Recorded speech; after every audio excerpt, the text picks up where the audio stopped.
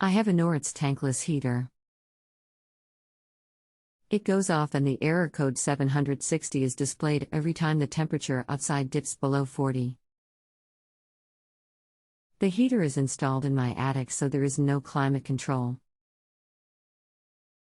We had the thermostat replaced because the company recommended that to correct the problem. Any suggestions? Hello, do you have a remote controller connected to the unit? I do have a remote controller. The first technician replaced it, but the error code is still displayed. The heater does not have problems as long as the temp outside is above 40. I wrapped the heater with the standard tank-style insulation blanket. That has not worked either. Okay, the issue is the capacitors on the main board in the heater are causing this error.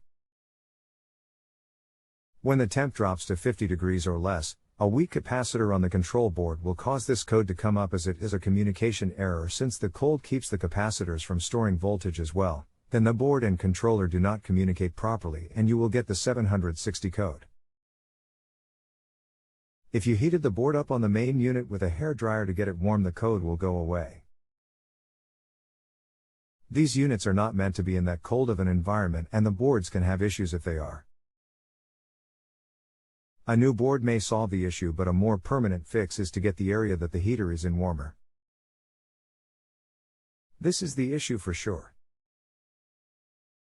Thanks. I have had the unit for 8 years. Why is this just becoming a problem? Sounds about right. 8 years old. The cheap little capacitors they use just do not hold up as good as the larger old ones. Get a new board or get some heat in there and you will be good to go. If you have a home improvement or appliance question and want to chat with an expert, now visit JustAnswer.com/YTHI.